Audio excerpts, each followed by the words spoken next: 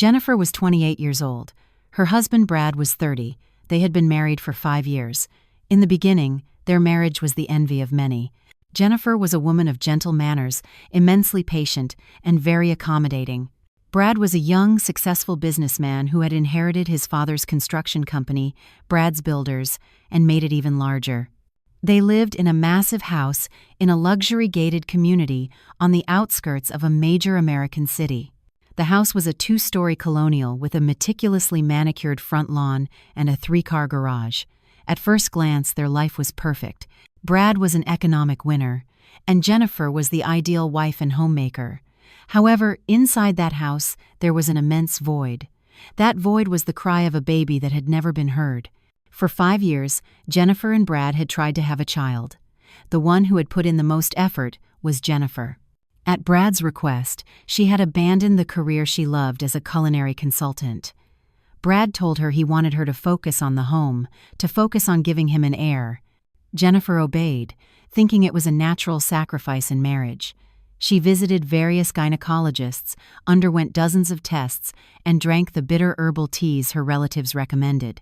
She changed her diet, her sleep patterns, everything. The doctor suggested that Brad should also get tested, but he flatly refused. "The problem is you, Jennifer." "No, not me," Brad said one night, his voice cold and sharp. "The men in my family are all fertile. The problem is yours." From that moment on, Brad changed. At home, he became quiet, but his silence was oppressive. He got irritated easily and started coming home late more and more often. The recurring excuse was work, meetings with clients, supervising construction sites in other states. Jennifer tried to understand. She strove to serve her husband the best she could. She cooked his favorite dishes daily, prepared his clothes for work, and gave him massages when he seemed tired, but all her devotion seemed to vanish into thin air. Brad stopped touching her gradually, and compliments had long disappeared from their home. The only things left were criticism and sarcasm. "The pot roast is dry," he would say. Jennifer had been a culinary expert. "What are you wearing?" he would sneer. Jennifer was simply exhausted from waiting for him. "What good is such a big house if it's empty?" he would say, and that was the most painful jab of all. Jennifer came from a humble family. Her father was a retired teacher, and her mother a homemaker. They lived in a small town in the Midwest. This origin often became a weapon for Brad. "Shouldn't you be grateful?" Brad said during an argument. "You come from a nowhere town family, and I have elevated your status. I only ask for one thing, and you aren't even capable of giving me a son." After hearing those words, Jennifer could do nothing but cry silently in the bathroom. That night, like so many others, Jennifer waited for Brad's return. The clock on the wall already marked 11 p.m. The pot roast, Brad's favorite dish, which she had been cooking since the afternoon, was getting cold on the table. Jennifer tried to read a book on the living room sofa, but her mind couldn't concentrate. Every time she heard the sound of a car passing in front of the house, she looked out the window. At 9 p.m., Brad still hadn't returned. Jennifer sent him a short text. "Honey, are you on your way?" The message was read, but there was no reply. At 10 p.m., sleepiness and anxiety took over her. She decided to reheat the roast, hoping her husband would arrive soon. It was then that she heard the engine of Brad's luxury sedan entering the garage. Jennifer hurried to fix her hair and walked toward the entryway, ready to receive her husband with a smile she had rehearsed so it wouldn't look fake. The front door opened. Brad entered, but he didn't come alone. Behind him was a young woman, a woman Jennifer didn't know. The woman appeared to be in her early 20s. In contrast to the comfortable loungewear Jennifer was wearing, she wore a tight, bright red dress. She wore heavy makeup and had bleached blonde hair. But it wasn't that which left Jennifer breathless. The woman was pregnant, and her belly was unmistakable, clearly visible under the tight dress. Her hand rested on her own belly, in a way that was protective and at the same time proud. Jennifer froze. She looked at Brad, then at the woman, and back at Brad. Her brain refused to process the scene before her. "Brad, who is this?" Jennifer's voice was a broken whisper. Brad didn't even bother to take off his shoes. He stood in the foyer with an impassive expression, without a shred of guilt. Furthermore, he pulled the woman to his side, wrapping his arm around her waist in a possessive gesture. "Meet Candy," Brad said. His voice was calm, but cutting. Jennifer still expected an explanation. Maybe she was a client, a distant relative, and she happened to be pregnant. Brad crushed all hope of maybe in Jennifer's mind. "She is expecting my child." Jennifer's world seemed to stop. A buzzing rang loudly in her ears. She grabbed the doorknob to keep from falling. She could feel the eyes of this woman, Candy, scanning her up and down with a look of manifest contempt. "What do you mean, Brad?" Jennifer stammered. "Am I not explaining myself well, Jennifer?" Brad finally took off his shoes and walked into the house. Candy followed him, strutting as if she owned the place. "I need an heir, Jennifer, a son to carry on my family name, to inherit Brad's builders. I have waited 5 years. I am tired of waiting." Brad walked to the sofa and sat down, leaning back as if he were exhausted. Candy didn't sit. She stood next to him, looking at Jennifer with an arrogant smile. "But we were still trying," whispered Jennifer, tears already welling in her eyes. "Trying?" Brad let out a dry, offensive laugh. "You were trying alone. I already knew the result would be useless, because the problem is you." "You never got the tests done," Jennifer replied, her voice trembling slightly. "Because I don't need to," shouted Brad, "and Candy is the proof. She can give me what you can't." Jennifer looked at Candy. The woman stroked her belly. "I'm 7 months along, sweetie," Candy said. Her voice was falsely sweet, but full of triumph. "And the doctor says it's a boy." 7 months. That meant Brad had been cheating on her for at least 8 or 9 months. All that time, while Jennifer cried in her room praying for a child, while she drank bitter teas, while she endured the pain of Brad's sarcasm, her husband was getting another woman pregnant. The pain was so sharp she felt as if a knife were tearing her chest apart. "And what are you going to do now, Brad?" asked Jennifer, struggling so her voice wouldn't break. She still wished it were all a nightmare. Brad looked at her. It was the look Jennifer had always feared. A cold look, as if he were looking at a stranger.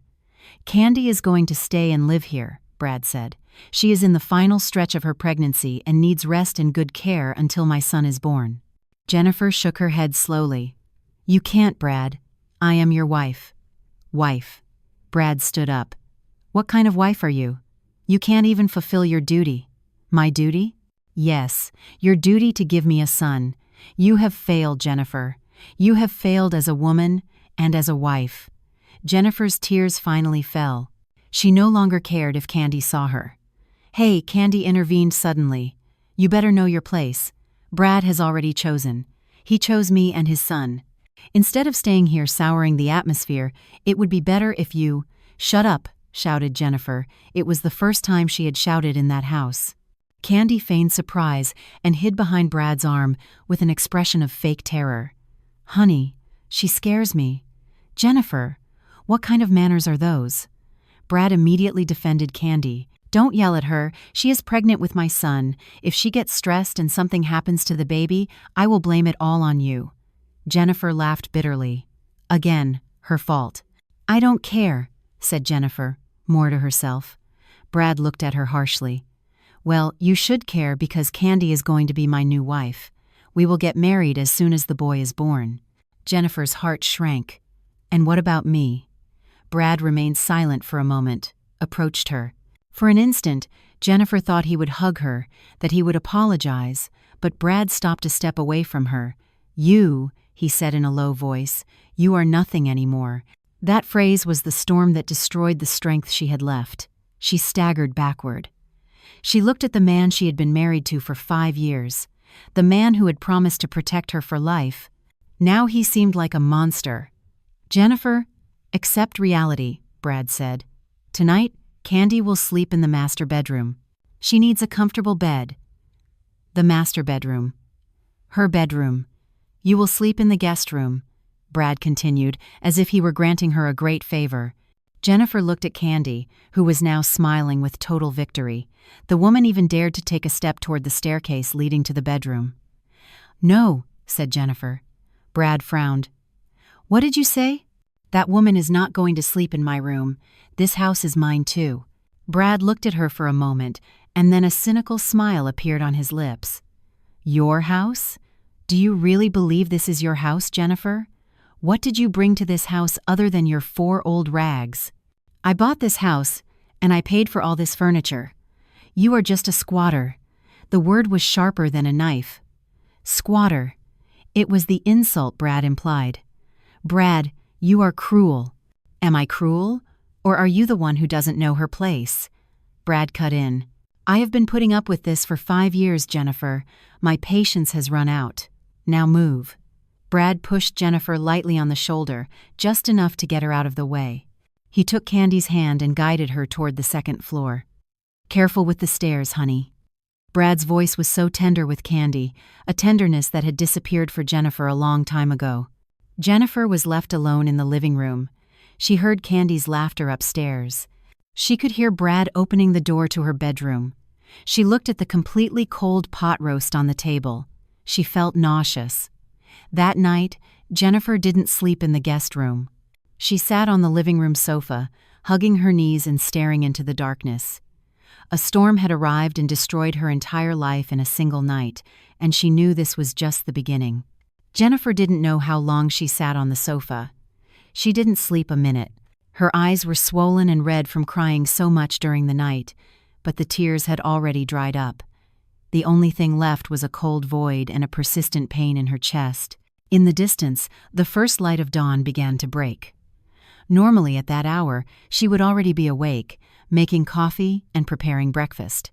But that morning, she had no reason to move. Her body felt stiff and heavy.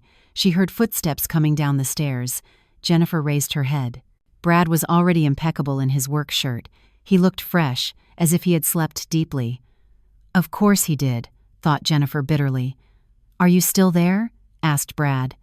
It wasn't a question, it was a taunt. I thought you would have the decency to leave last night. Jennifer looked at her husband. Brad, we have to talk seriously. What else is there to talk about? Everything is clear, said Brad, walking to the kitchen. He opened the fridge, took out a bottle of cold water, and drank directly from it. We are married. I am your wife. You can't bring another woman into this house. I can, and I already have, Brad interrupted her. Candy is sleeping peacefully upstairs, in my bed. In our bed, corrected Jennifer quietly. In my bed, said Brad firmly. Just like everything in this house is mine. Brad set the water bottle on the table with a sharp thud. Listen to me well, Jennifer. I don't have time for your morning dramas. I have to go to work, but before I leave, I want your things gone from this house. Jennifer's heart beat wildly. What do you mean? Are you deaf? I said pack your bags, leave today, right now. Jennifer stood up. Her legs were trembling. You are kicking me out. That is your way of saying it. I call it cleaning the house, Brad said lightly. I don't want to go, Brad. This is also my house. I am your wife. Ex-wife, said Brad. Jennifer was stunned. What? I have already filed the divorce papers. My lawyer is handling it. As of today, we are divorced.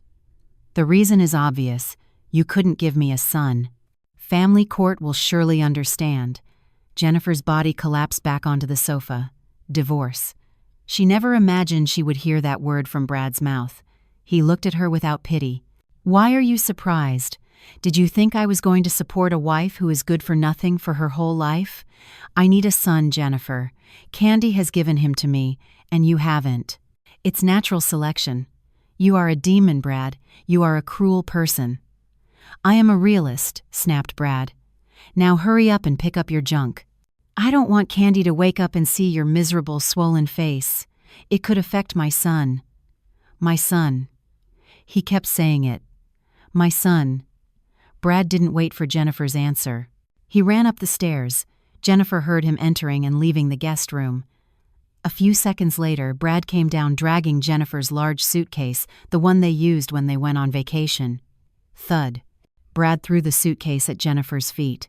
There is no time. I'll help you pack. He entered what had been the guest room. Jennifer followed him with heavy steps. Brad opened the closet. He started pulling out all the clothes hanging there without care. business suits, pajamas, dresses, a sentimental dress her mother had sewn for her. He pulled the garments roughly and threw them onto the bed. "Brad, don't do that." Jennifer tried to stop him. She clung to the handmade dress given by her mother. Brad swatted her hand away. "Don't touch me. Put all this in the suitcase, quick." He didn't just take out the clothes. He opened the dresser drawers and swept Jennifer's modest cosmetics, the few books she had collected, and even the frame with their wedding photo. "This," said Brad, grabbing the frame, "is useless now." Crash! He threw the frame to the floor. The glass shattered. Jennifer stifled a scream. It was the last symbol of their marriage, and Brad had just destroyed it ruthlessly before her eyes. "Hurry up!" shouted Brad. "I don't want to be late for the office because I have to take out the trash." "Trash?" He called her memories trash. With trembling hands and tears springing up again, Jennifer crouched down. She didn't try to save anything anymore. She simply started stuffing the piles of clothes into the suitcase any which way. Clothes, underwear, everything. Brad watched her like a supervisor. "That's all, nothing else. The jewelry I bought you stays. It's all mine. Consider it compensation for the 5 years of my time you wasted." Jennifer didn't even have the strength to argue. She just wanted it all to end. She closed the suitcase with difficulty. "Ready," said Brad. He immediately grabbed the handle of the suitcase, dragged it out of the room, and went down the stairs.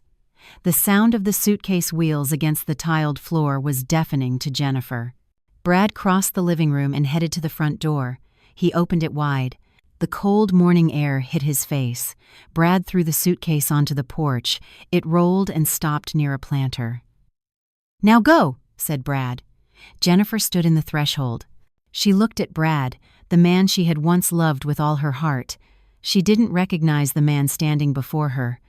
"Brad, please," Jennifer pleaded one last time, her voice broken. "Where am I supposed to go? I don't know anyone in this city. At least give me a little time." "Your time is up," Brad interrupted her. "It's not my problem where you go. Go back to your small town. Go back to your poor family. Maybe you'll be more useful there." Again that insult. Poor. "But I have no money." "Brad, you took everything." Brad snorted, rummaged in his pocket, and took out his wallet. He pulled out several $100 bills. He didn't even count them. He crumpled them and threw them on the ground, at Jennifer's feet. "Take this," he said. "It will cover the bus back to your town. Now get out." Jennifer looked at the bills scattered on the ground. She felt her pride shattered, trampled. She didn't want to pick up that money. "Oh, now you have pride?" mocked Brad. "Fine, then go with nothing." Brad took a step toward her, grabbed her arm, not forcefully, but enough to drag her. "Brad, you're hurting me. Get out." Brad pushed Jennifer out of the house. She stumbled and almost fell on the porch. There she was, on the porch of her own house, in the same clothes she had worn since the night before. In front of her, her suitcase. Brad stood in the doorway looking at her with manifest hatred. "Listen to me well, Jennifer," said Brad, his voice low but full of venom. "I am divorcing you and kicking you out. And don't you even think about coming back, nor think about interfering in my life and Candy's." Jennifer just kept silent. Tears fell silently. Brad scanned her up and down. A look of disgust. And then he pronounced the sentence that would be etched forever in Jennifer's memory, the sentence that would become the fuel for her to rise again. "Disappear," shouted Brad. "Because no man will want a poor and barren woman like you. Barren. Poor." The two words were pronounced with cruel emphasis. Brad didn't wait any longer. He slammed the door in Jennifer's face. Bam. The sound of the door closing, and then the lock turning from the inside. It was all over. Jennifer stood frozen on the porch. She looked at the firmly closed brown door. Her 5 years of life were behind that door, and now she had been thrown out like trash. She was barren and poor. She looked down at her suitcase. She saw the money still scattered on the porch floor. With a trembling hand, she picked it up. She had to swallow her pride. She needed that money to survive. She straightened up. She wiped her tears roughly. She wouldn't go back to her town. She wouldn't return as a failure. She looked at the door one more time. The pain in her chest now mixed with something else. Something cold and hard. rage. "You are wrong, Brad," she whispered to the closed door. "You are dead wrong." She grabbed the handle of her suitcase and, without looking back, walked away from that house. She didn't know where to go, but she knew one thing. She would survive, and someday Brad would regret this humiliation. She would make him pay for every tear shed that morning. The morning sun began to peek over the eastern horizon. Its warm light seemed like irony to Jennifer, who felt so cold and broken. She stood on the busy sidewalk in front of the gated community she could no longer call home. People were starting their day. Children in school uniforms passed by her. Some looked at her strangely.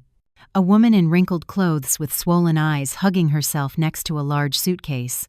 She dragged her suitcase away from Brad's house. Every step was heavy, as if she were dragging not just clothes, but the fragments of 5 years of her life. She walked aimlessly. She simply needed to move, to get away from the place that had hurt her so deeply. She looked at the money in her hand, the crumpled bills Brad had thrown on the ground. Her pride screamed. She wanted to throw them away, but her rational brain told her otherwise. She needed it. She had nothing left. She checked her phone. She opened the bank app for the joint account they used for household expenses. The balance was 0. Brad had already transferred it. She checked her personal account, a savings account she had before getting married. She barely had a few $100s left, money she had never touched. Brad had been methodical.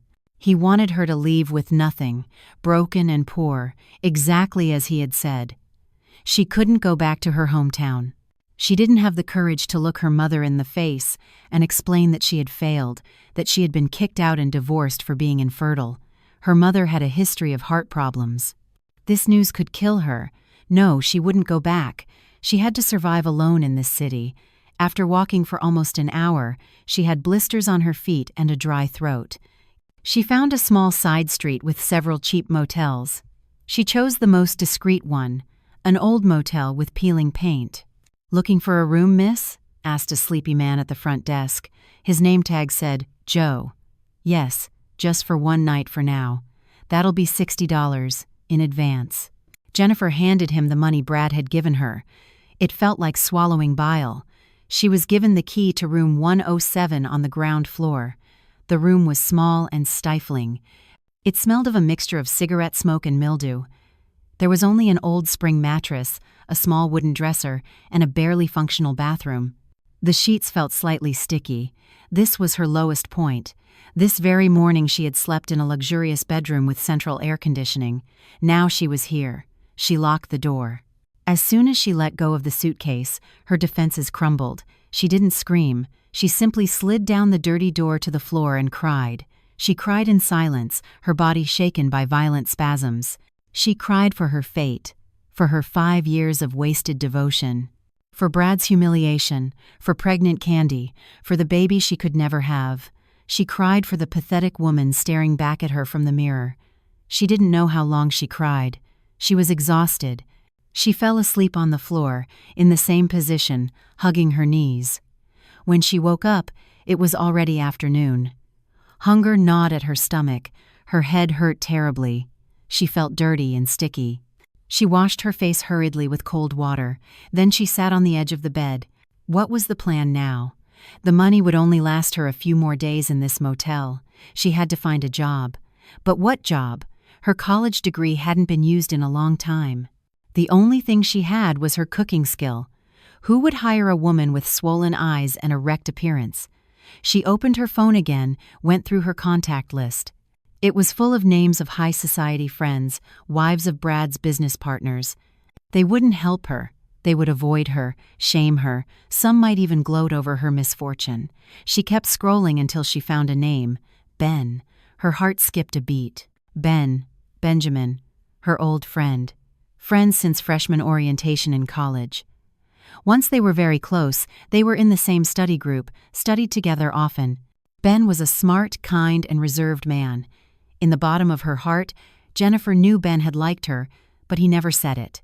And Jennifer, at that moment, captivated by the more aggressive and established charm of Brad, ended up choosing Brad. After her wedding, her relationship with Ben drifted apart. Brad didn't like her having male friends, especially one who had feelings for her. Their contact was reduced to a text once a year to wish each other happy holidays. The last Jennifer had heard was that Ben had become a successful lawyer. He had his own small firm. She hesitated. Should I contact him? It was so shameful to call a man from her past in this miserable state.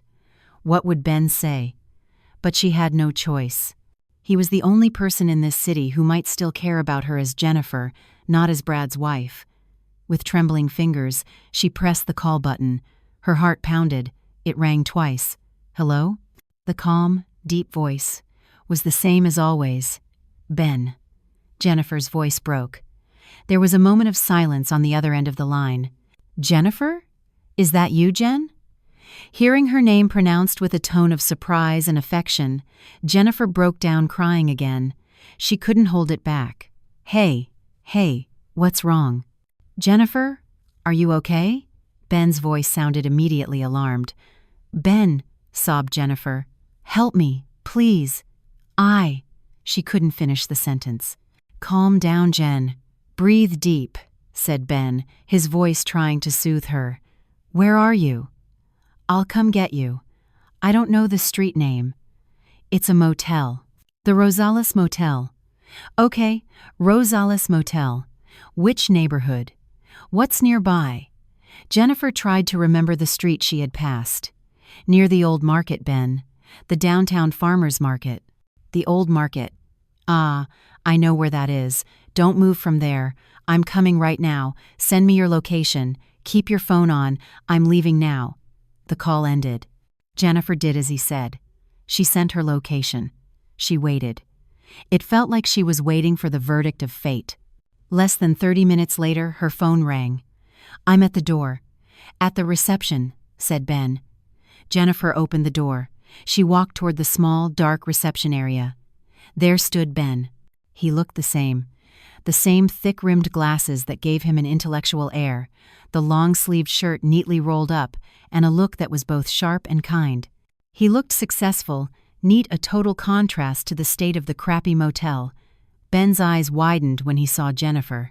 He was clearly shocked by his old friend's appearance. Her hair messed up, eyes swollen, face pale. Jennifer, said Ben quietly with disbelief. Ben. Without saying much more, Ben stepped forward. He didn't ask. He simply said, Let's get out of here.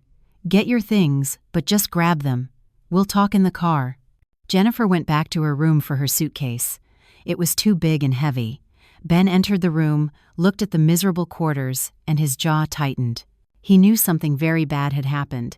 He lifted the large suitcase with ease. Let's go, he said. At the reception, he ignored the curious look of Joe, the owner.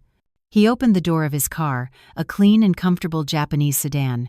Inside the car, silence enveloped them for a moment. Ben started driving, moving away from the motel. Are you going to tell me? Asked Ben quietly, without taking his eyes off the road. And Jennifer spoke. She told him everything from the beginning. The 5 years of marriage, Brad's jabs about infertility, his refusal to get tested, and then the events of the night before Candy's appearance, her pregnancy, and the climax of that very morning. How Brad had kicked her out, thrown the money at her, and his last stinging words, he said. He said no man would want a poor and barren woman, finished Jennifer, sobbing. While Jennifer spoke, Ben remained silent. He just listened, but Jennifer could see his knuckles turning white as he gripped the steering wheel. The car stopped at a red light. Ben turned to look at Jennifer. His look was hard to read. There was anger, compassion, and something else. He's a bastard, said Ben, his voice low and cold. I'm sorry, Jennifer, but Brad is a bastard. Jennifer didn't defend him. She just nodded silently. And he is dead wrong, continued Ben. He is wrong. He said you were poor. He made you poor. He blocked all your access to marital assets. That is illegal. You are still his legal wife, Jennifer. You have a right to half of everything earned during the marriage. Jennifer looked at him. She had never thought of it that way. And he said you were barren? Ben pronounced the word with difficulty. He didn't even get tested. He knows nothing. He's just looking for a scapegoat for his own issues. Ben started driving again. Ben, I don't know where to go. I have no money. Don't worry about that, said Ben firmly. For now, you can stay at my place. Jennifer's eyes widened. What? No, Ben, I don't want to be a burden. Shh, Ben interrupted her. Listen to me. I have a small studio apartment. I bought it a few years ago as an investment. Right now it's empty. No tenants. Stay there. Think of it as renting from me. You can pay me rent when you have money. How does that sound? Jennifer remained silent. A free place. I don't know what to say. Just say yes. I won't take no for an answer, said Ben. You need a safe place to think, Jennifer. Not a dump like that motel. His car entered the parking garage of a modern, clean apartment building, not as luxurious as Brad's gated community, but very decent. And as for Brad, continued Ben as he parked, you say he sued you for divorce? That his lawyer is handling it? Ben smiled cynically. Great. He's going to need a very good lawyer because I am going to be yours. Jennifer looked at him confused. Jennifer, I am a lawyer. This is my specialty. What Brad did to you, kicking his legal wife out of the house, stripping her of assets, unilateral accusations. All that can be fought in court. We are going to sue him. We are going to demand the division of assets. We will make him pay for every humiliation he has made you suffer. There was fire in Ben's eyes, a fire of righteous indignation. But I don't have money for a lawyer. I am not going to ask you for money, said Ben. My fees will be included in the court costs we will claim from Brad. Consider it a pro bono case for an old friend. Ben turned off the engine. He stared at Jennifer. Listen to me, Jennifer. You are not a weak woman. You are one of the strongest people I know. You just fell down for a moment. Brad pushed you. Now I will help you get up, but from here on you will have to walk on your own, and I know you can do it. For the first time in the last 24 hours, Jennifer felt a glimmer of warmth. She wasn't alone. She had a friend, an ally. Ben, she whispered, thank you. Don't thank me yet, said Ben. The fight has only just begun. Let's go see your new home. Ben got out of the car and took the suitcase from the trunk. Jennifer followed him.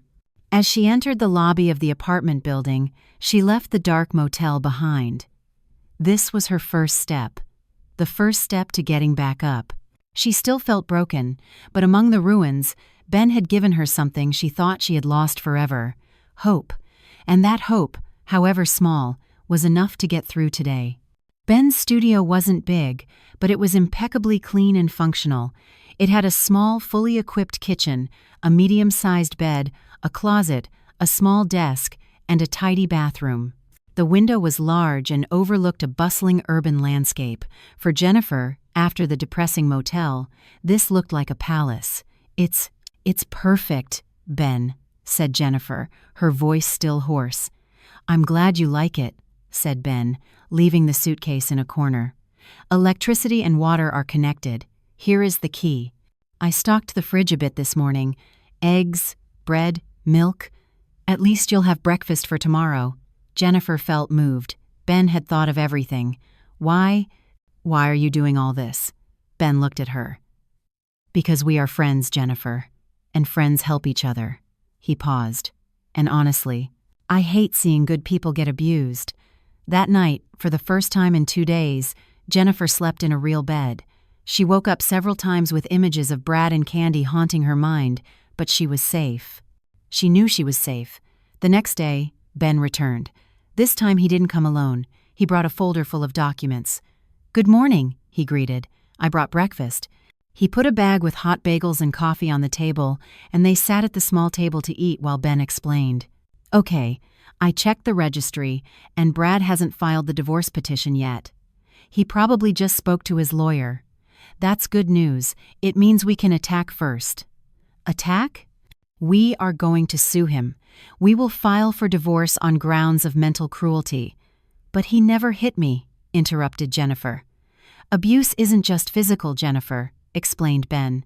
What he has done to you for years, blaming you for infertility, humiliating you for your background, belittling you in front of others, and the cherry on top, bringing his pregnant mistress home. All that is psychological violence. Your mind has been attacked, and that is also abuse. Jennifer looked thoughtful. She had never seen it from that perspective. Furthermore, continued Ben, we will demand the division of assets, half of everything he has. The house, his cars, even the shares of his company. You deserve it. You sacrificed your career to take care of his home. But he said he bought the house. It doesn't matter, said Ben firmly. If he bought it after getting married, it is community property. He can't kick you out just like that. In fact, what he did is criminal evicting a legal spouse. But don't worry about that, said Ben, as if reading her mind. That is my job as your lawyer. You just have to tell me all the details. Every humiliation, every mistreatment. Don't hold anything back. All that is our ammunition. And then Ben changed the subject. There is something else that bothers me, Jennifer. What? That woman, Candy. Brad said she was 7 months along, and you simply believed it? I guess so. Brad seemed very proud, said Jennifer bitterly. A successful businessman like Brad, especially someone so obsessed with lineage, wouldn't be so careless. As soon as he knew that woman was pregnant, he should have done a DNA test to confirm it was his child. But instead, he brought her straight home and kicked you out.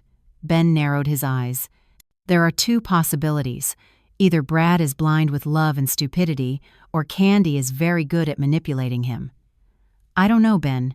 It smells fishy to me, said Ben. The pregnancy itself seems suspicious, too easy, and the timing is too perfect. I want to investigate this. Investigate? How? I know someone. A private investigator. I'll ask her to investigate this Candy's background.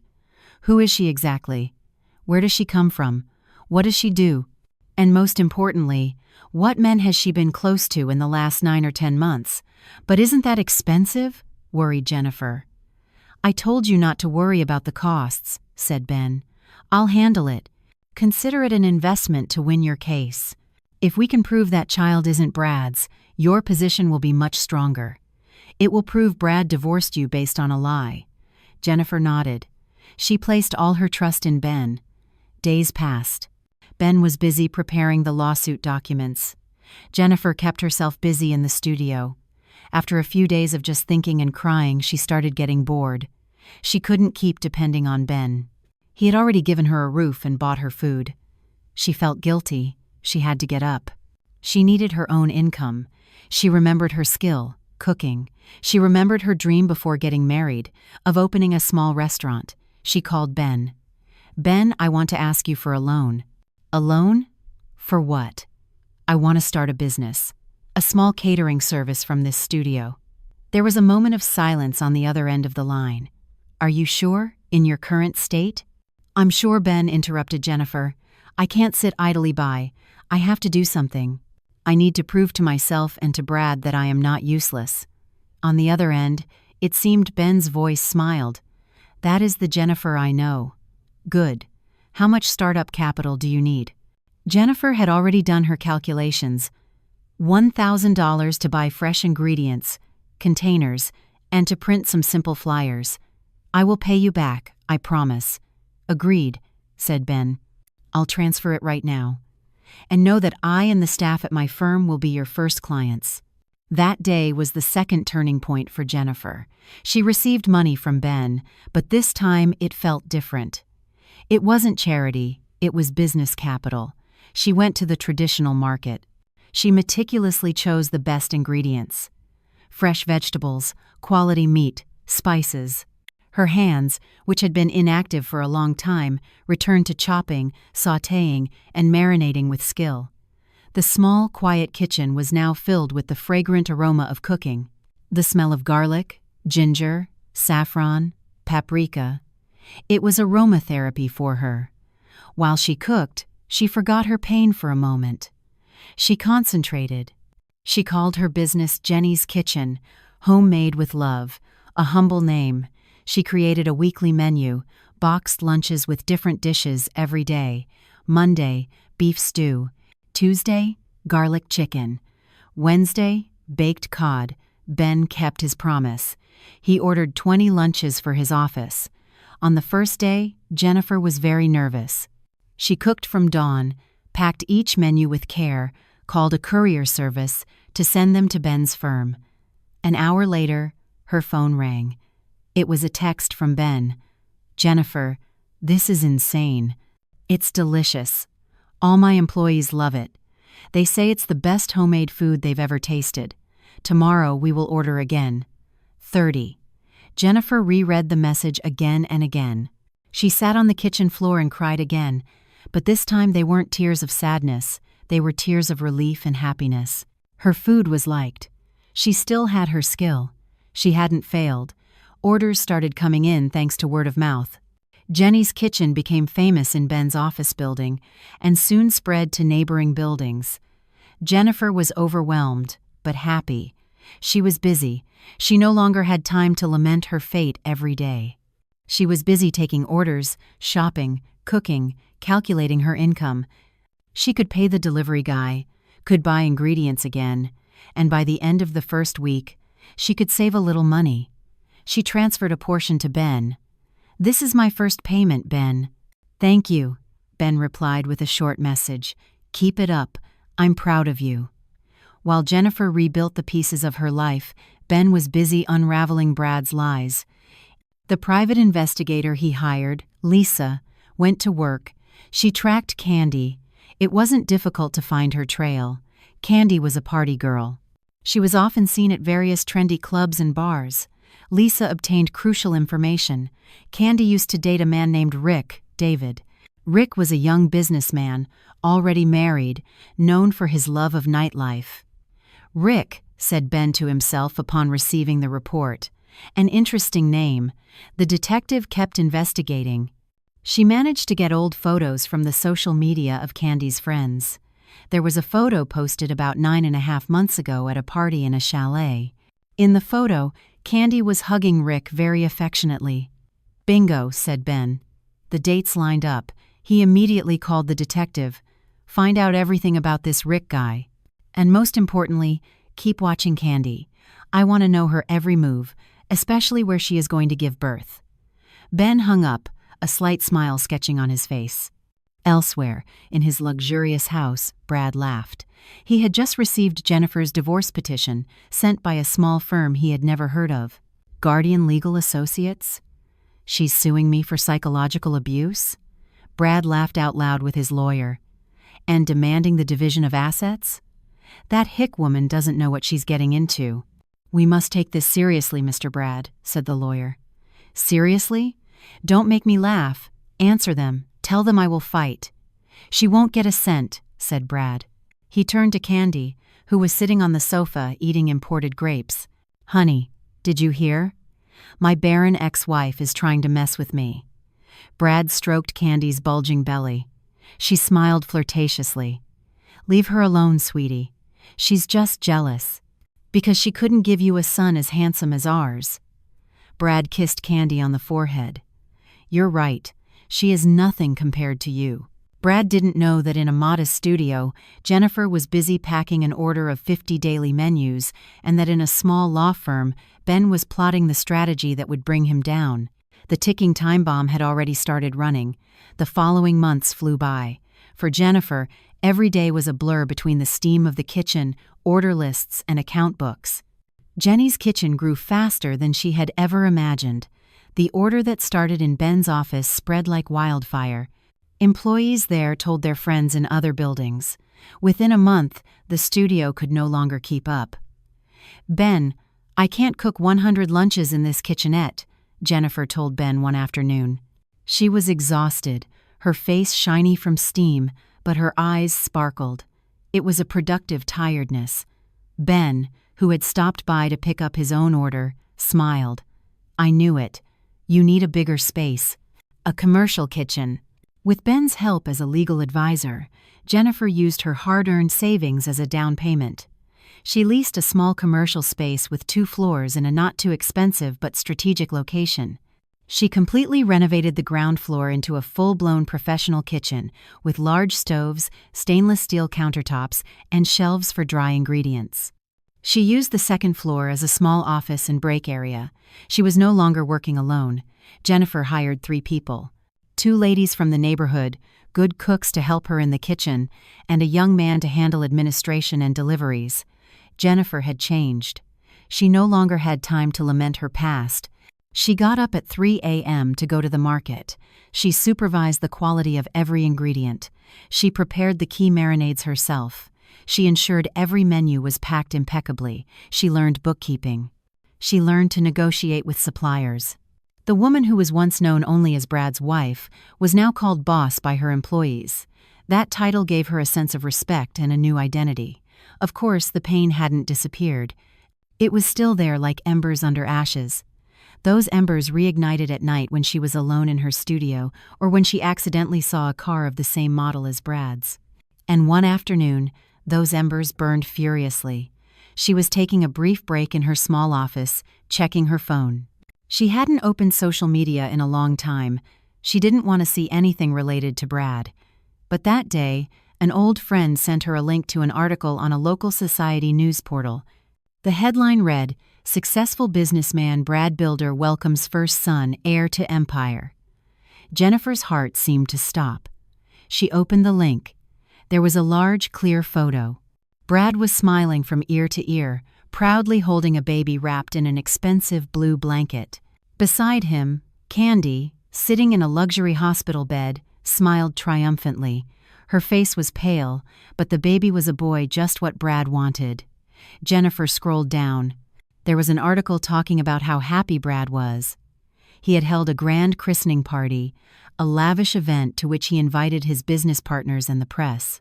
He had even given his son an imposing name, Leo. And then Jennifer saw Brad's social media account linked in the article. With a trembling hand, she opened it. The account was public. It was full of photos from the party. Blue and gold decorations, a roasted pig, hundreds of guests. Brad and Candy wore matching luxury outfits, and of course, the baby did too. And then Jennifer saw a photo of Brad giving a speech at the party. Beneath it, Brad had written a caption, "Finally, the true heir of the family has arrived, the son who will continue our great name. Thank you to my beloved wife Candy for giving me this beautiful gift, a gift others could not give. Sometimes you have to get rid of the old and broken to get something new and perfect." Jennifer's hands shook violently. Get rid of the old and broken. He was talking about her. Brad was humiliating her in front of hundreds of people, in front of the whole world. He called her broken, barren, poor, old, and broken. She felt nauseous. All her work, all her progress seemed useless in an instant. She was back to being the woman kicked off her porch that morning. Hot tears blurred her vision. She doubted everything. She doubted herself. What if Brad was right? What if she really was a failed woman? Brad now had everything: a new, beautiful wife, a successful business, and a son, while she was just a cook struggling in the kitchen of a small shop. Her phone rang. "Hello?" answered Jennifer. Her voice was broken. She tried to hold back a sob. "Jennifer, did you see the news?" Ben's voice was calm, but sharp. "Yes," whispered Jennifer. "Are you crying?" Jennifer didn't answer. A sob escaped her. "Hey, listen to me," said Ben firmly. "Don't let him win. This is what he wants. He wants you to collapse, seeing him happy. Don't give him that satisfaction. But it's his son, Ben. He has a son. He was right. I am broken." "You are not broken," said Ben quietly but with force. "And we still don't know for sure if it is his son." "What do you mean?" "My team has been working, Jennifer," said Ben. "While you built your business, I prepared our case, and I just received the latest report." Ben paused. "Remember Rick? The man in the photo with Candy from 9 months ago?" "Yes. My detective not only got the photo, she got dates. Candy and Rick checked into a luxury hotel on the coast for 2 nights and 3 days. Those dates, according to Brad's office calendar, which I got from an informant in his company, coincide exactly with the week he went on a business trip to Dubai." Jennifer was silent, her brain trying to process the information. "Brad wasn't even in the country when that child was likely conceived," said Ben.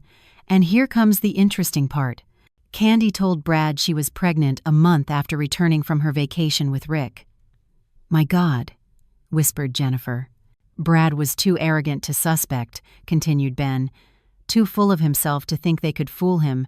He was so obsessed with his own fertility that he immediately believed the baby was his. He used Candy's pregnancy as the perfect excuse to get rid of you. So the baby.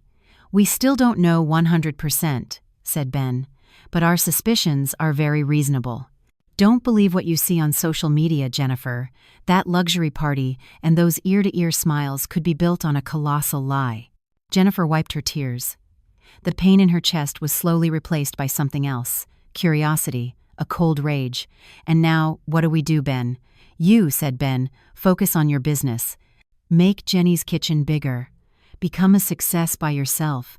That is the best slap in the face you can give him right now, and I. It seemed a slight smile appeared in Ben's voice. I will find a way to turn this suspicion into certainty. We need physical proof. We need a DNA test. Getting a DNA sample from a rich businessman's baby with lots of security wasn't easy.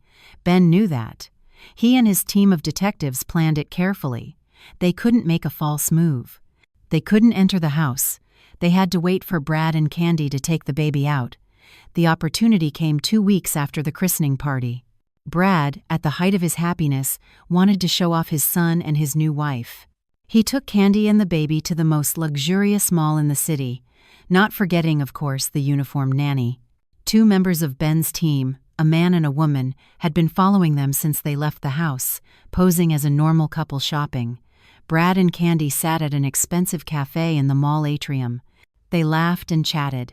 The baby was in his stroller next to their table. The detective, whom we will call Lisa, saw her chance. She had already studied her target.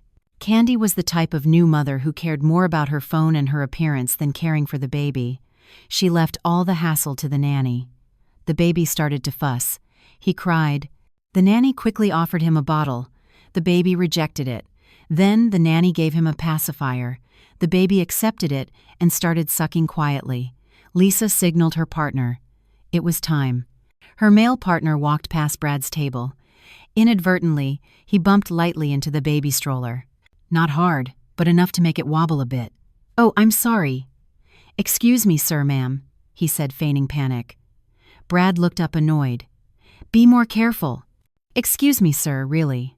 While Brad, Candy, and the nanny's attention was on the clumsy male detective, the startled baby dropped the pacifier. The pacifier fell to the floor and rolled a bit, stopping near Lisa's feet, who was sitting at the next table. In a very fast and trained movement, Lisa leaned down as if to help. Oh my, he dropped it, she said kindly. Her hand swooped over the dirty pacifier. In a split second under the table, she didn't pick up that pacifier. She put it into a small sterile plastic bag she already had, ready in her purse. And from another pocket, she took out an identical, clean new pacifier she had bought beforehand. Here you go, ma'am, said Lisa, handing the clean pacifier to the nanny. Oh, thank you very much, miss, said the unsuspecting nanny. She took the new pacifier, wiped it a bit with a tissue, and gave it back to the baby. Brad and Candy didn't notice the switch. They were too busy scolding the careless detective. Sorry again, sir. The detective bowed and walked away quickly. Lisa sat back down, sipping her coffee as if nothing had happened. A few minutes later, she got up and left. Mission accomplished. That same afternoon, the pacifier with the saliva of Candy's baby was in Ben's hands. Excellent work, said Ben to his team. Now send this to the lab, the most precise and discreet one. Do not use my name or Jennifer's. Use a code. The DNA test process took time a week. During that week, Jennifer felt tremendous anxiety, but she channeled that anxiety into energy for work. She made her business explode. She no longer just accepted lunch orders, she saw another opportunity. Companies around her shop often had meetings, events, or small seminars. They needed coffee, tea, and snacks. Jennifer launched a coffee break package. The content was homemade pastries, savory empanadas, chicken croquettes, mini potato tortillas. She used the recipes she had inherited from her mother. Recipes Brad once despised. The response was explosive. Her creations tasted of quality. Within a month, Jenny's Kitchen became the fixed corporate catering supplier for 3 large companies in that business district. She was no longer a housewife cook. She was a businesswoman, a business owner. She had to change her appearance. She no longer wore old clothes. She wore neat blouses, well-cut dress pants, and comfortable shoes. She cut her hair into a shoulder-length bob, practical and professional. She even started paying back the debt to Ben. Not just the initial $1,000 capital, but also the rent for the studio. Ben refused at first, but Jennifer insisted. "I have to fend for myself, Ben," she said. "I don't want to be indebted to you all my life." Ben looked at her with new eyes. She was no longer the Jennifer crying in a seedy motel. She was a new woman, strong, independent, with pride forged again by pain. "Okay," said Ben, "but don't forget me when you own a restaurant chain." "Never," smiled Jennifer. A genuine smile forgotten for a long time. Ben also helped Jennifer legally register her business. Now Jenny's Kitchen was officially an LLC, JG Foods, Jennifer's Gourmet Foods. Jennifer was the sole manager. She signed the incorporation documents with a steady hand. Finally, the day came. A Monday morning, Jennifer was busy checking inventory in her kitchen when her phone rang. "Jennifer." Ben's voice was neutral, too neutral. "Come to my office now." Jennifer's heart skipped a beat. "What's wrong, Ben?" "The results are in. Just come now. It's important." The call ended. Jennifer took off her apron. She left the kitchen work in charge of her trusted assistant, washed her hands, and fixed her hair. She grabbed her purse and called a cab to go to Ben's firm. The ride felt eternal.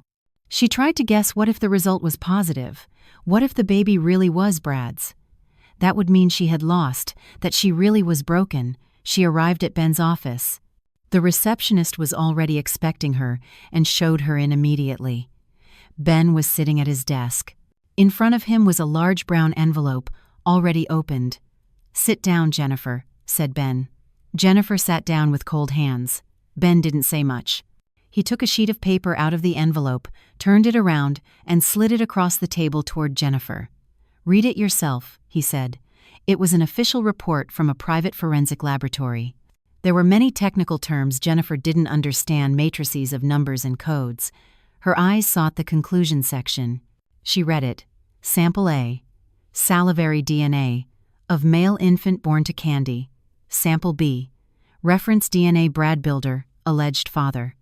And below, a single sentence in bold. Comparative analysis of 20 STR markers concludes that the probability of Brad Builder, alleged father, being the biological father of sample A is 0%. 0%. Jennifer reread the sentence. 0%. She read it a third time. She didn't look up at Ben. There were no tears in her eyes. They were dry. She didn't feel happy. She didn't want to laugh. She felt empty. And that emptiness was replaced by a wave of rage so cold and dense, it was hard to breathe. "He," whispered Jennifer. "He destroyed me, kicked me out, humiliated me for being Barren. He bragged about his party to the whole world." She crumpled the report in her hand. "He did all that. For another man's son." Ben just nodded silently. He let Jennifer assimilate the bitter reality. He knew this was the moment that would change everything. Jennifer lowered her head. Her shoulders shook, but she didn't cry. She laughed. A low, dry laugh, full of bitterness. "He humiliated me for being poor," continued Jennifer, as if talking to herself. "He said I would be nothing without him." She raised her head. Now her eyes shone with a sharp light. What was once an ember was now a fire ready to burn it all down. "Ben," said Jennifer with a firm, cold voice, "make him pay." "Oh, absolutely," replied Ben. "We will make him pay for every tear and every insult." He picked up another sheet of paper. "Now let's prepare our counterattack, and I know exactly where we are going to start." Time waited for no one. It dragged joy and sadness alike in its current. For Jennifer, time was both a healer and a cruel teacher. 6 months had passed since the day she held the DNA test results in Ben's office. 6 months that, instead of spending them lamenting Brad's lie, she had used to build the foundations of her future. JG Foods, which had started in a small studio and moved to a modest shop, had transformed. Jennifer, with Ben's legal and business guidance, converted her single-member business into a corporation. It was no longer just JG Foods, that name she kept as a memory. Her new company was Alliance Culinary Group, a more corporate, larger, more anonymous name. JG Foods was now one of its divisions, the premium catering division. Alliance Culinary no longer dedicated itself just to boxed lunches. Jennifer saw a bigger opportunity. Large corporations didn't just need catering for meetings, but daily management of cafeterias for their thousands of employees. These were long-term contracts, stable business. With proposals neatly drafted by Ben and data presentations on food quality prepared by herself, Jennifer began participating in major bids. She competed against catering giants with decades of experience. At first, they ignored her. Alliance Culinary? What company is that? Looks like it was born yesterday. But Jennifer had a secret weapon: uncompromising quality. She didn't skimp on raw materials, she didn't reduce portions. Her food tasted of honesty, the taste of a mother's cooking made in earnest. And most importantly, it was price competitive. She cut unnecessary costs and focused on operational efficiency. One by one, she won bids. First a national bank, then a telecommunications company. Within 6 months, Alliance Culinary managed the cafeterias of 5 major office buildings in the main business district. Her monthly turnover amounted to millions of dollars. Jennifer was no longer a cook sweating in front of the stove. She was a CEO. Now she had a proper office in one of the buildings whose cafeterias she managed. It wasn't a huge room, but it was professional: a solid wooden desk, an ergonomic chair, and a large window showing the bustling street below. She had a team of managers: an operations manager, a CFO, a purchasing manager. She chaired morning meetings, reviewed financial reports, approved strategies for new bid proposals. Her appearance also changed. Her hair was now a sleek, professional bob. She no longer wore old clothes or t-shirts. Her work uniform was modest silk blouses, well-cut dress pants, or pencil skirts. She didn't wear heavy makeup, just light makeup that accentuated her already beautiful facial features. Her eyes, once always swollen and full of fear, were now sharp, focused, and calm. She no longer walked with her head down, she walked with her chin up, spoke clearly. Her voice no longer trembled, it was firm. Pain had forged steel in her spine. She was a new Jennifer, a woman born from the fire of humiliation. "These are the data for Brad's builders," said Ben one afternoon. Ben was no longer just her lawyer, he was her closest friend and strategic advisor. He had taken the position of Chief Legal and Compliance Officer at Jennifer's company. Although he still ran his own firm, they were in Jennifer's meeting room. "This is interesting," continued Ben, pointing to his laptop screen. "Brad's construction company is in trouble." Jennifer looked at the screen, a graph of plummeting sales. "What happened?" asked Jennifer. Her voice was calm, as if discussing the performance of any competitor. "It's what we expected," said Ben. "Arrogance." Ben began to explain. Brad, since the birth of his son, had become even more arrogant and wasteful. He felt on top of the world. He used company money as if it were his own. He bought Candy a new luxury apartment in her name, the latest European sports car, jewelry, trips abroad every month. He believed that having an heir meant he had to show off his status. Jennifer listened expressionlessly. But the root of the problem isn't just his personal spending. He started neglecting his longtime clients. He often delivered projects late, raised prices unilaterally thinking they wouldn't leave. "And they left," snapped Jennifer. "Exactly," Ben nodded. "They left, and at the same time, he mismanaged new bids. Overconfident. His proposals were mediocre. He lost 3 major bids in a row. Cash flow started to dry up." Jennifer was silent for a moment, processing the information. She remembered how proud Brad was of his company, how he had belittled her, a simple housewife. "And," said Ben again, "this is the part you're going to like the most." "What? Remember Brad's biggest client? Global Construction? The contract where he supplied building materials and also catering for their thousands of workers at construction sites?" Jennifer nodded. "His catering contract expires next month. They have opened a new bid," said Ben. Jennifer's eyes shone. "I see. Brad will surely apply again. He needs to win. This is one of his last big contracts. If he loses it, he will sink even further. Alliance Culinary must participate in this bid, said Ben. It wasn't a question. We are not only going to participate, said Jennifer. We are going to win.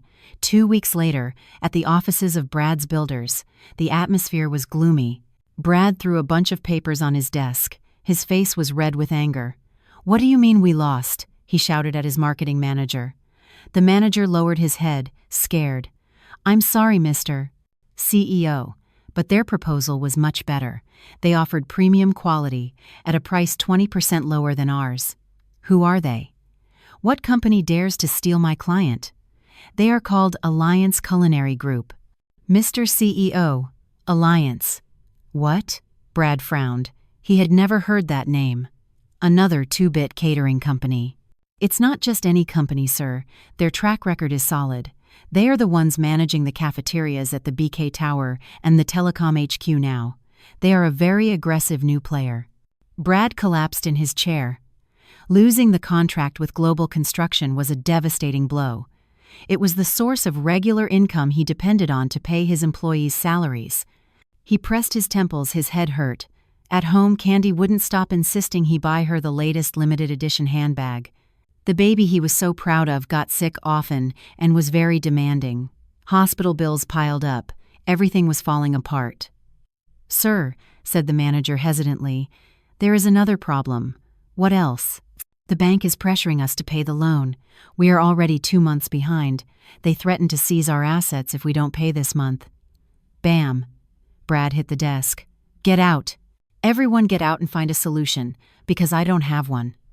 The employees ran out of the room. Brad was alone. He looked at the photo on his desk. A photo of him with Candy and the baby at the christening. His smile in the photo now looked like a mockery. He didn't know. He had no idea that Alliance Culinary, the company that had just ruined his business, was run by the woman he once called broken, barren, and poor. In her office, Jennifer had just signed the new contract with Global Construction, a contract valued in the tens of millions annually. She stood by the window, looking at the imposing skyscrapers. Once, she could only see these buildings from afar. Now she was part of them. It wasn't over yet. This was just the warm-up. Ben entered her office. He lost. He must be fuming right now. Good, said Jennifer quietly. But it's not enough. He only lost a client. I want him to lose everything, just like he took everything from me. He is on the verge of bankruptcy. The bank will come for him. He will find a new investor, said Jennifer. He will seek a bailout. He is too arrogant to give up. And that is when, said Ben, we will make him an offer he cannot refuse. Jennifer smiled. A cold, calculating smile. Set the stage, Ben. I want to see him, but this time under my rules. At my table, Brad's fall was faster than expected. Losing the big contract was the nail in his company's coffin. Cash flow stopped completely. He couldn't pay material suppliers. Other projects stalled. He hadn't paid his employees for 2 months. The bank wasn't joking. They sent the foreclosure notice. The luxurious house he once used to kick Jennifer out of was now about to be seized by the bank. Brad was desperate. He tried to contact all his connections, all his businessman friends, but bad news traveled fast. No one wanted to lend money to a dying company. Everyone avoided him. In the midst of that despair, his old and loyal CFO brought him a ray of hope. Mr. Brad, he said quietly, there might be an interested investor. Brad, who was staring absently out the window, turned instantly. A light turned on in his empty eyes. Who? Who is interested?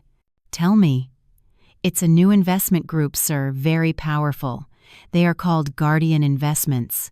I heard they are looking for a construction company to acquire and diversify their portfolio. Guardian Investments. Brad hadn't heard of them, but he didn't care. Contact them. Set up a meeting right now. I already did, sir. We already sent them our proposal. And what did they say? Brad grabbed the CFO by the arm, insistent. They showed interest, sir. They say our proposal has potential, but it would need massive restructuring. I don't care. I'll do whatever. When can we meet? I need to see the owner in person. They are very selective, sir. The owner is very busy and extremely private, but their secretary said Their Excellency is willing to grant us 15 minutes. Day after tomorrow at 10 a.m. at their offices. Day after tomorrow. Good, good. Brad felt he could breathe again. This was the only lifeline in a sea of debt. Where are their offices? The CFO gave him the address of the most prestigious office tower in the capital, the same building where Jennifer managed the cafeteria. Brad spent the next 2 days like a madman. He didn't sleep, redid the proposal, prepared a presentation, rehearsed his speech. He was willing to beg and plead if necessary. He had to get this funding. He ignored Candy, who was throwing tantrums at home.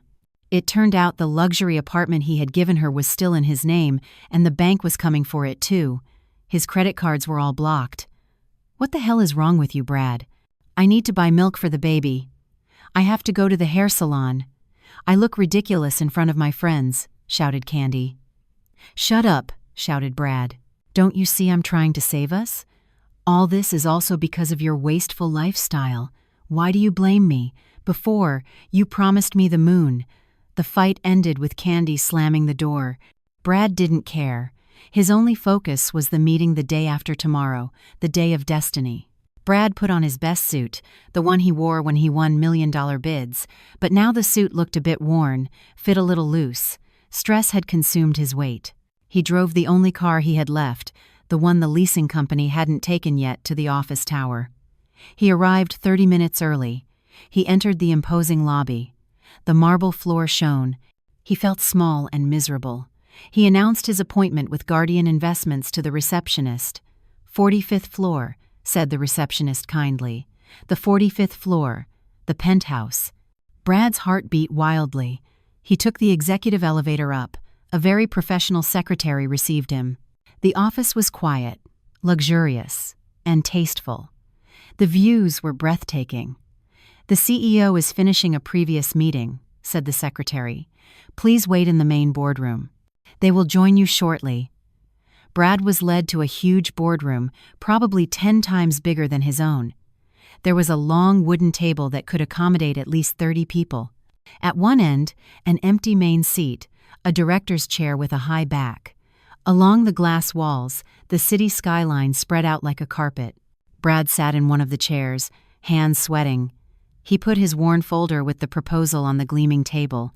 He waited 5 minutes. 10. Then, the door at the back of the room opened. Brad jumped up, ready to flash his best smile. Several people entered. Brad recognized one of them. Wait, that's the lawyer from that small firm that sent me the divorce suit. What is he doing here? Thought Brad, confused. Ben looked very different. He wore an expensive suit and walked with confidence. Ben didn't look at Brad. He headed to one side of the table, sat down, and opened his laptop. Brad was even more confused. And then a woman entered. She was the last to enter. She walked from the door backlit by the window. Brad could only see her silhouette. She walked with a firm, calm step, unhurried. She headed toward the main seat, the director's chair, at the end of the table. Brad narrowed his eyes. Something in the woman's movement was familiar. The woman reached her chair. She didn't sit immediately. She stood there a moment looking out the window, and then she turned. The interior light illuminated her face. Brad's world seemed to collapse. His heart stopped. Air got stuck in his throat. The proposal folder he was holding fell from his hands. Papers scattered on the marble floor. Jennifer. His voice came out like a croak. It was Jennifer, but not the Jennifer he knew. Not the Jennifer with worn house clothes he had kicked out. This was another Jennifer. Her hair was impeccably styled. She wore a dark blue blazer that fit her perfectly. Her makeup was light but firm. Her eyes met Brad's, a cold, impassive look, full of authority. The look of a lioness watching her cornered prey. She didn't seem surprised, didn't seem angry. She simply seemed like she was waiting. Brad couldn't move. His brain couldn't process this situation. How? How could the woman he had humiliated, whom he had thrown a few dollars at, the barren and poor woman, be here now in this luxury office as the CEO of the investment company that was going to save his life? "Good morning, Mr. Brad," said Jennifer's voice. It was still soft, but there was no longer a tremor of fear in it. It was the voice of a boss, of someone in control. I heard you need funding. Jennifer glanced at the papers scattered at Brad's feet, and then, without smiling, looked him directly in the eyes. Take a seat. Brad's knees gave way. He didn't fall, but he stumbled backward. His hand hit the chair behind him. The sound of the chair dragging on the marble floor was abnormally loud in the silent room. Jennifer, repeated his broken voice. This isn't real. It has to be a nightmare from stress and lack of sleep. This woman cannot be Jennifer. The Jennifer he remembered was a submissive woman with old clothes, a woman with eyes always red from crying, a woman he could insult without resistance, the woman who picked up the money he threw on his porch. This woman before him was a predator. Her eyes were sharp. Her posture emanated authority. She stood at the end of the boardroom table as if she owned the place. And then Brad realized she was the owner. Sit down, Mr. Brad, repeated Jennifer's voice, this time a bit firmer. My time is limited. That order snapped Brad out of his stupor. He moved like an automaton. He crouched awkwardly to pick up the scattered papers of his proposal. His hands were shaking so much, he could barely hold them.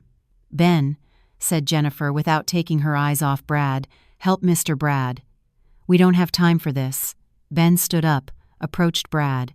Ben, whom Brad once considered a small-time lawyer, now looked at him with an expression of pity. That hurt more than hatred. Ben crouched down, picked up the papers quickly and neatly, and placed them in front of Brad's chair. Sit down, Brad, said Ben quietly.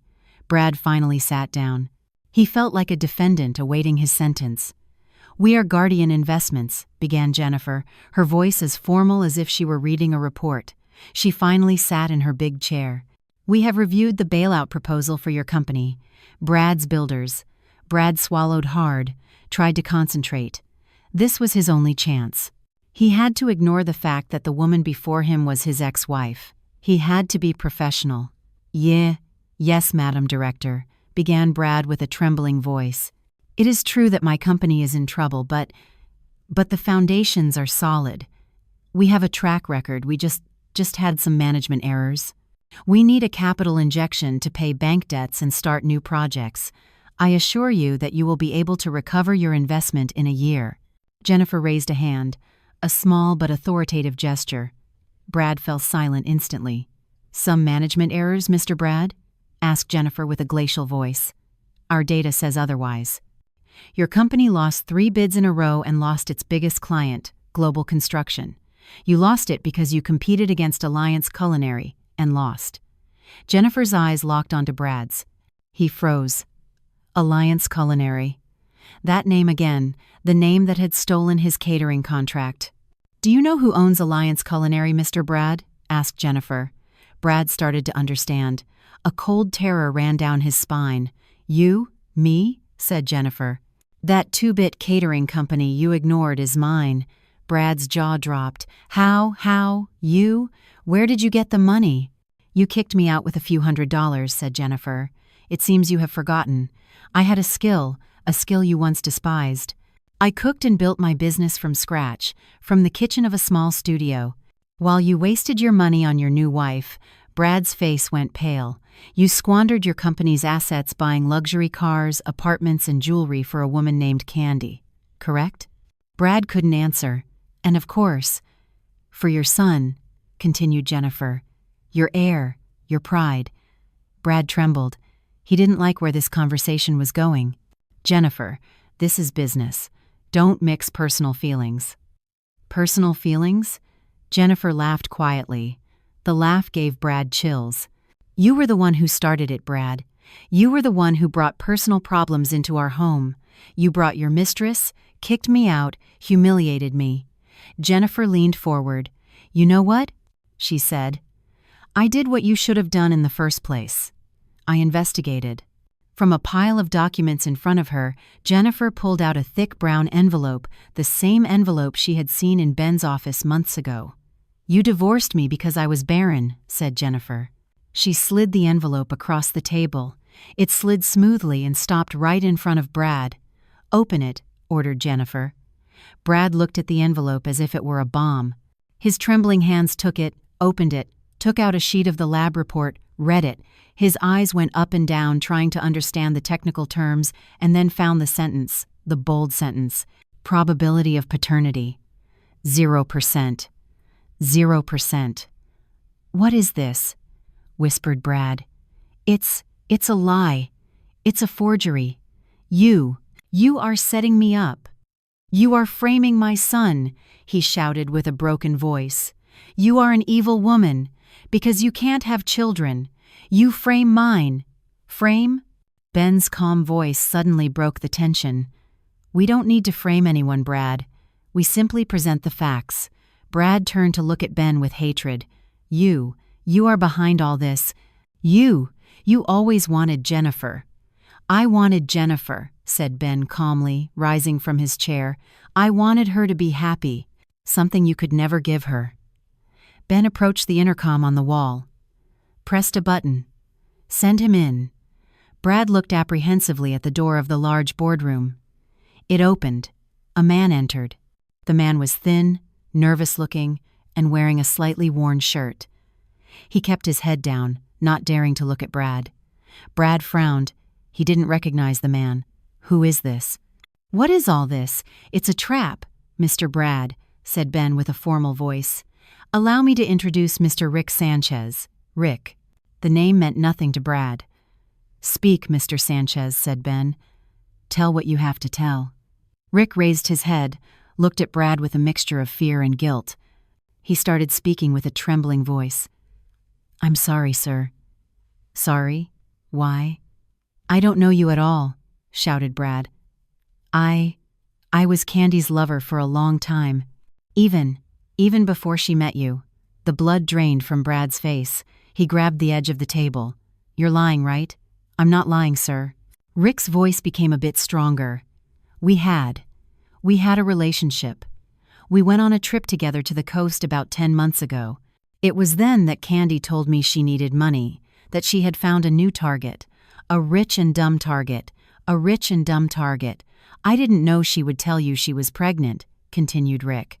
"I didn't know until she gave birth. She contacted me and told me she needed money to keep quiet. She said the baby looked more like me than you." "Shut up," roared Brad. He got up from the chair and tried to lung at Rick. Ben stopped him quickly. "Sit down, Brad.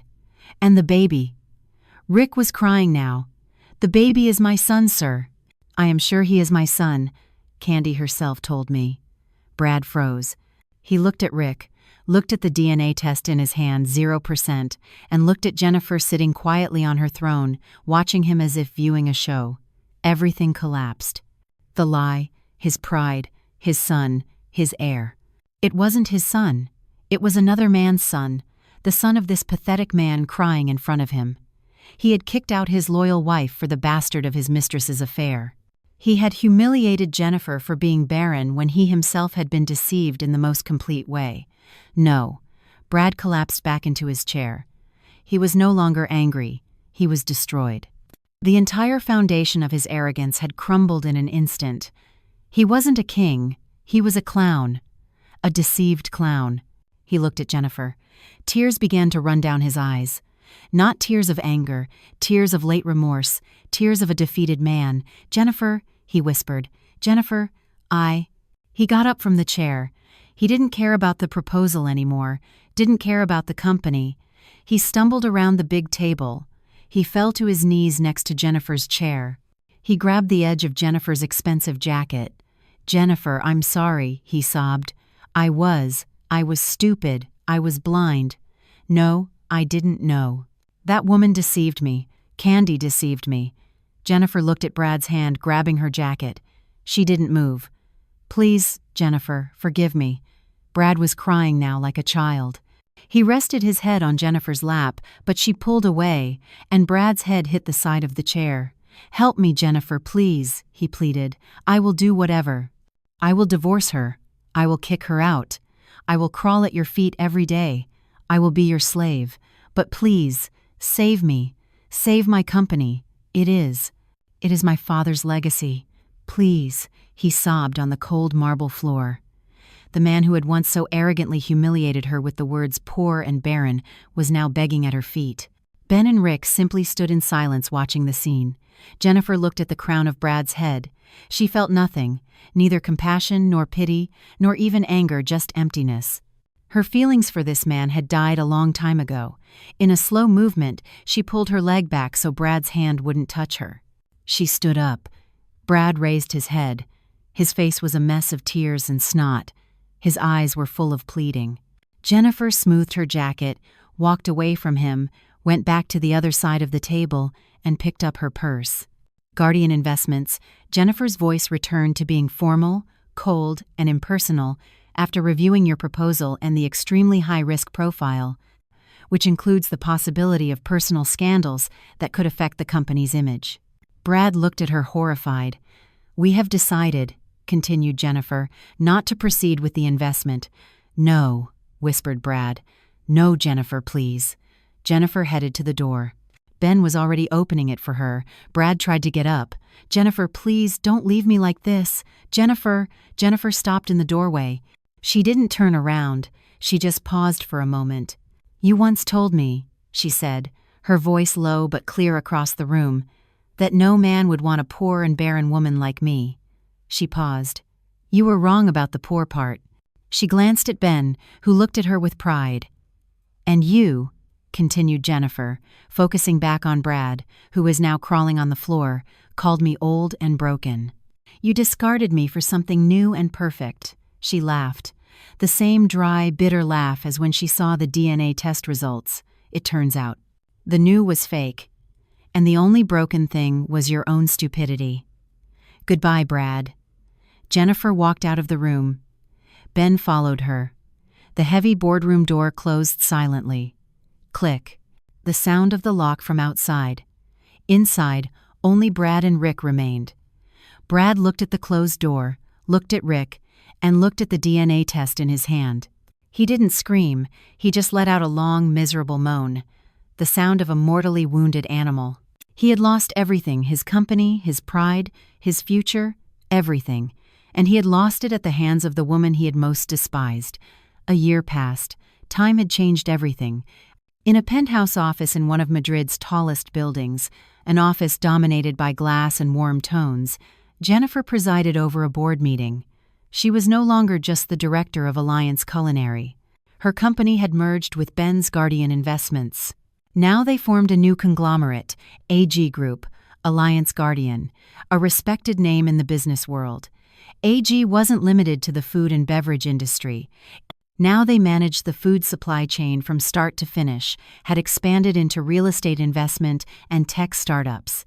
Jennifer was the group CEO. She sat at the head of the table, radiating an aura of calm and confidence. She wore an elegant cream-colored suit. Her short hair was perfectly styled. Beside her, Ben, as chairman of the board and chief legal officer, nodded in agreement with points in Jennifer's presentation. Their relationship had also evolved. After Brad's fall, Ben finally gathered the courage. He didn't propose with flowers or a diamond ring. He proposed with a business proposal, a merger proposal with a final page that read, "And in business and in love, would you be my partner for life?" Jennifer accepted.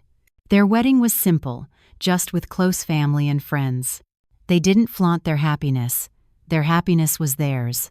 After the meeting, the directors left. Ben waited for her. "Great presentation," said Ben, helping Jennifer pack her tablet. The investors from Japan seemed very impressed. "Impressed by the numbers, Ben," said Jennifer with a smile. "Impressed by you," whispered Ben, giving her a quick kiss on the cheek. "Let's go, or we'll be late." "Late for what? The inauguration? Have you forgotten? Hope House? The orphanage we sponsor." Jennifer smacked her forehead. "My God. Yes, I had forgotten." They went down to the lobby. A driver waited for them next to their black luxury sedan.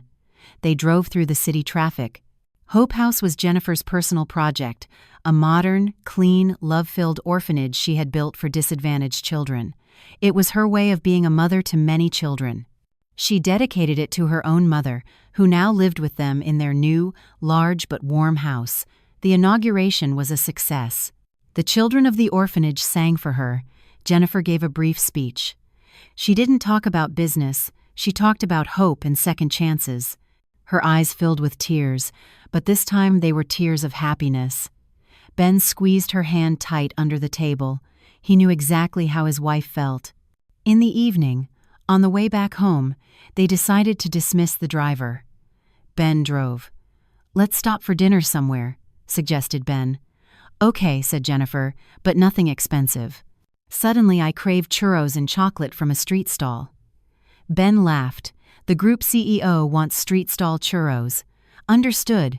Your wish is my command." They took a shortcut passing through an area they didn't usually frequent, a busy and slightly run-down area on the outskirts of the city near a wholesale market. Their car stopped at a fairly long red light. To their left, on the dirty sidewalk in front of a small convenience store, there was a commotion. At first, Jennifer didn't pay attention. She was checking emails on her phone, but a shrill scream made her look up. It was a woman's voice. "Where is the money? You said you got paid today." "Where is it?" Jennifer narrowed her eyes to see better in the twilight. There were 3 adults and a small child. A woman with bleached, messy blonde hair, very thin and wearing a dirty t-shirt, was shaking a man. The man was even thinner. He wore a torn tank top that showed his ribs. His face was covered by a scruffy beard and mustache. Beside him, another man, equally ragged, was cursing. And a small boy, of perhaps a year and a half, was sitting on a sack of rice on the sidewalk crying loudly, but no one paid attention to him. "They haven't paid me yet." "The foreman took off," shouted the man in the tank top, with a voice hoarse from smoking or screaming. "Don't give me excuses, I bet you spent it on gambling," replied the woman. "Watch what you say, Candy," shouted the man. Jennifer's heart beat a little faster. Candy. She looked at the man in the tank top again. She looked at his sunken eyes full of despair. That is Brad. Jennifer couldn't believe it. That man, that homeless person, was Brad. "All this is your fault, Rick." Candy started scolding the third man. "You said this kid would make us rich. And now what? We live in a dump and barely have enough to eat." "Why do you blame me?" replied Rick. "This is my son. You should have found a richer father than this loser." Rick pointed at Brad. "Shut up, both of you," Brad exploded suddenly. "All this is because of you pair of scammers. If I hadn't met you, my life wouldn't be ruined." "The stupid one was you," shouted Candy from the ground. "You let yourself be fooled so easily." They insulted each other, blamed each other. Brad kicked Rick. Rick punched Brad. They fought like stray dogs rolling on the dirty sidewalk. Candy screamed. The child cried even more hysterically. It was such a miserable, pathetic scene. Beside her, Ben simply looked straight ahead in silence. He had seen it too. He let Jennifer react however she wanted. Jennifer looked at the scene. She looked at Brad, the man who was once her husband, with whom she slept in the same bed, who humiliated her so cruelly. She remembered Brad's last humiliation on her porch. "No man will want a poor and barren woman like you." She looked at Brad now, fighting for the scraps of a pride that no longer existed. He was poor, much poorer than Jennifer could ever have imagined. And Jennifer saw her own reflection in the car window. A successful woman, a CEO, a beloved wife. She wasn't barren, she simply hadn't had the chance, and now she was the mother of dozens of children in an orphanage. Honk, honk. The horn of the car behind woke them up. The light had turned green. Ben started driving slowly. Jennifer didn't look away. She kept watching the scene until they disappeared at the intersection. In the silence of the luxury car, Jennifer lowered her head. Her shoulders shook. Ben turned, worried. "Jennifer, are you crying?" Jennifer raised her head. She wasn't crying, she was laughing. Not a loud laugh nor a mockery, a very quiet laugh. A laugh that came from the deepest part of her being. A laugh that released the last vestiges of pain. A laugh at realizing how absurd life is. She laughed at Brad, laughed at Candy, laughed at her past self, and laughed at fate. She wiped away a tear that had escaped from the corner of her eye, a tear of laughter. "I'm fine, Ben," she said with laughter still in her voice. "I'm very fine." She looked ahead, toward the road opening before her. She felt light, she felt free. Karma, she thought to herself, smiling. It really knows how to play its cards.